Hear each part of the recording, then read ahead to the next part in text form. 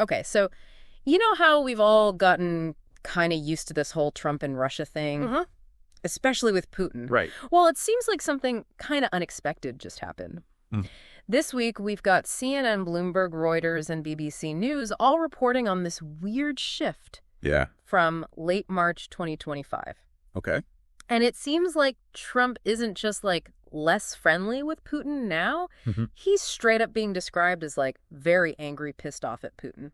Wow, that's a pretty big change. Right. It's not exactly what we're used to hearing. No, not at all. It's interesting to try and figure out what caused this whole thing. Yeah, for sure. I mean, these past few weeks, everyone's been talking about how things might get resolved between Trump and Zelensky. Right. Yeah. And then suddenly, Trump comes out with this really harsh criticism of Putin. Exactly. Especially about that whole thing where Putin questioned if Zelensky was even legit. And then Putin suggested that maybe the UN should just, like, run things in Ukraine for a while. A temporary UN administration? Yeah, exactly. It's a pretty wild turn of events. It really throws a wrench in things, for sure. So in this deep dive, we're going to try to unpack all of this. Sounds good. We're going to look at exactly what Trump said. Yeah, okay. And we'll dig into these new tariffs he's threatening to slap on Russia and Iran. Gotcha. We'll also try to figure out what the markets are thinking, which is maybe not that much at the moment. They might be taking a wait-and-see approach. Seems like it. And then we'll try to connect all of this to the bigger picture. Makes sense. Especially with Trump's Liberation Day tariff deadline coming up fast on April 2nd. Oh, yeah, that's right around the corner. So as always, we're going to cut through all the headlines and get to what really matters. For sure. Let's get started. Sounds good to me. So let's start by talking about Trump's criticism of Putin. Okay. The news is all over this, and they're not holding back on his language. Like the pissed off comments? Yeah. Very angry, pissed off.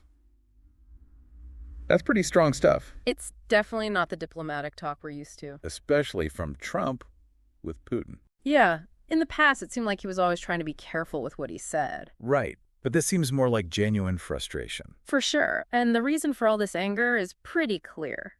It's about Putin saying Zelensky might not be the real deal. Right. And then Putin suggested the UN should step in and, like, run Ukraine for a bit. Exactly. And Trump sees this as a major roadblock.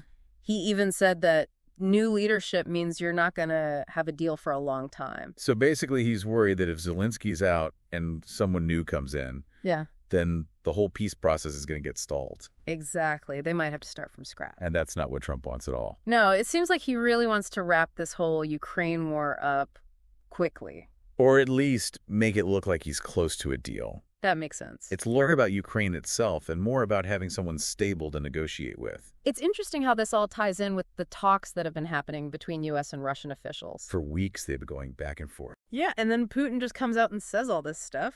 It's like he's trying to undermine everything. Right, and from Trump's perspective, it's got to be pretty infuriating. For sure. So moving on, let's talk about the secondary tariffs on Russian oil. Okay, so this seems like a pretty big deal economically. It could be. Can you explain what exactly these tariffs would mean? Sure. So basically, it's different from a normal tariff where you just tax something coming in from a certain country. Okay. Here, it's more like you're going after anyone who buys Russian oil. Like other countries or companies? Exactly. Interesting. Reuters is saying the tariffs could be anywhere from 25 to 50%. Whoa! That's huge. Yeah, it would make Russian oil a lot more expensive for anyone who buys it. And this isn't just some empty threat, right? No, Trump is pretty clear about it. He said these tariffs are happening if Russia doesn't agree to a ceasefire. Right, and there's a catch. Oh, yeah. It also depends on whether Trump thinks Russia is to blame for the ceasefire failing. So it's all kind of up to him in the end. It seems that way. And he's targeting all oil coming out of Russia. Not just specific types or anything. Nope. Any oil from Russia is fair game. Wow. But then things got a little confusing. What do you mean? Trump was talking to reporters on Air Force One. Okay. And he said he wouldn't actually want to put these tariffs in place. Really? Yeah. But he also said he was disappointed with Putin. So it's like he's backing off a little. Maybe a little bit. So what are the markets saying about all this? Well, that's the strange part. What do you mean? You'd think this whole tariff thing would cause a big reaction. It seems like it should. But Brent crude only went up by like 1.4%. That's not much at all. No, not really. Why do you think the oil markets are so calm about all this? Well, I think there's some skepticism out there. Like they don't believe Trump will actually do it. Maybe there's this energy consultant, Adi Imsirovich. Okay. He said he changes his mind. So the market is struggling to keep up. So they're not sure what to believe.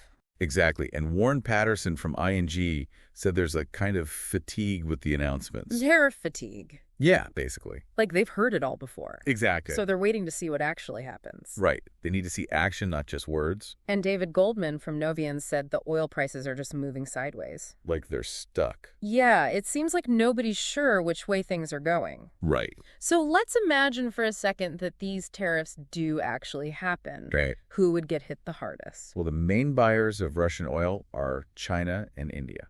Okay. They've been buying a ton of it since the war started. Because it's cheaper. Yeah. So they'd be in trouble if these tariffs came in. Big time. Reuters said that in 2024, India got 35% of its oil from Russia.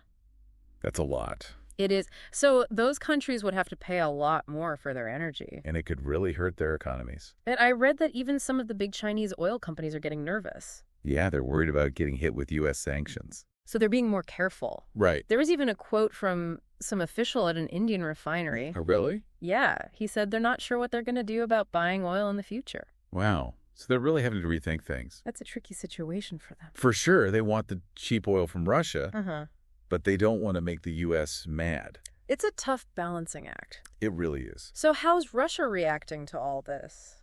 Well, at least publicly, they're trying to downplay things. They don't want to make a big deal out of it. Right. Dmitry Peskov, who's Putin's spokesperson, said that Russia still wants to work with the U.S. And he said Putin is still open to talking to Trump on the phone if they need to. But no call has been scheduled or anything? Yeah. It's like they're trying to act like everything's fine. Classic diplomatic move. Yeah, trying to keep things calm and make it look like they're still cooperating. Exactly. And Peskov even hinted that some of what Trump said in that NBC interview was taken out of context. Oh, really? Yeah, like maybe his words were twisted a bit. So they're trying to downplay Trump's anger. Basically. And get this. There's even some criticism coming from pro-Kremlin media. Wow, that's surprising. Right. I thought they always supported Putin. Usually they do, but this newspaper, Moskovsky Komsomolets, they actually criticized Trump. What did they say? They said he didn't do enough to stop Ukraine from attacking Russian energy stuff. So they're blaming Trump. Yeah, it's pretty strange to see them going after him like that. It's like even Putin's allies are getting annoyed with Trump. Yeah, it definitely adds another layer to all of this. So we've been talking a lot about Russia and Ukraine, but this isn't just about them, right? No, not at all. Trump has this whole Liberation Day thing coming up on April 2nd. Right, with all those tariffs. Can you remind us what that's all about? Sure. So Trump has said he's going to put these big tariffs on a bunch of countries. He hasn't said which ones specifically. No, not yet. But he said there will be a 25% tariff on cars and car parts. That's going to be a big deal for the auto industry. For sure. And he's also mentioned putting extra tariffs on countries he sees as enemies. Like Russia and Iran. Exactly. So this whole thing is about way more than just the situation with Ukraine. It's about how Trump sees the whole world, basically. And how he wants to use tariffs to get what he wants. Exactly. But every time he talks about these tariffs, it makes the markets nervous. Yeah, it creates a lot of uncertainty. And Peter Navarro, who used to work for Trump on trade, he's still saying that tariffs are a good thing. He says they're like tax cuts that other countries have to pay. But CNN is reporting that those tariffs will probably mean higher prices for Americans. On a lot of stuff. They said it could affect more than 40% of everything the U.S. imports. Wow, that's a lot. It is. And even Trump has admitted that there might be some disruption. So he knows it's not all going to be smooth sailing. And we can't forget about Iran in all of this. Oh, yeah. Trump said he might put secondary tariffs on them, too. And he specifically linked that to getting a new nuclear deal with Iran. So it's all connected. Seems like he's using trade as a way to pressure Iran. Which is kind of his go-to move. Yeah, but the problem is that Iran's president, Pezeshkian, he said they're not going to talk to the U.S. about their nuclear program. So getting a deal seems pretty unlikely. And if there's no deal, there might be tariffs. It's a standoff. For sure. And there's one more thing about the U.S. and Ukraine. What's that? It's not just about the fighting with Russia. Okay. Apparently, Trump has been putting pressure on Zelensky about some rare earth deal. Rare earth minerals. Yeah, exactly. Those are really important for a lot of technology. Right. And Trump even told Zelensky there would be big, big problems if Ukraine backed out of the deal. So it's not just about helping Ukraine fight Russia. No.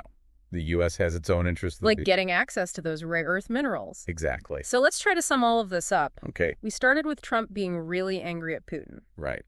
Very angry, pissed off. Yeah, because Putin questioned Zelensky and suggested the UN should run Ukraine. Right. And this made Trump threaten to put tariffs on Russian oil.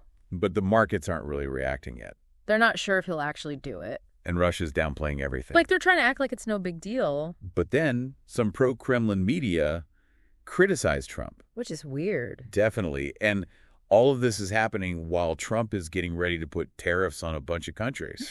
Including Russia and Iran. And he's got this Liberation Day deadline coming up fast. And on top of all that, the U.S. has its own economic interests in Ukraine. Like those rare earth minerals. So it's a pretty complicated situation. Yeah, it really is. It makes you wonder what's really going on here. Right. Is Trump really changing his whole approach to Russia? Or is this just a tactic? And what happens if he actually does put those tariffs in place? Things could get really messy. It's a lot to think about. It definitely is. And it's something we should all be paying attention to. Absolutely. Because it could have a big impact on all of us. Well said. Thanks. Thanks for joining me today. It was my pleasure. And to everyone listening, thanks for tuning in to this deep dive. Until next time. See ya. Bye.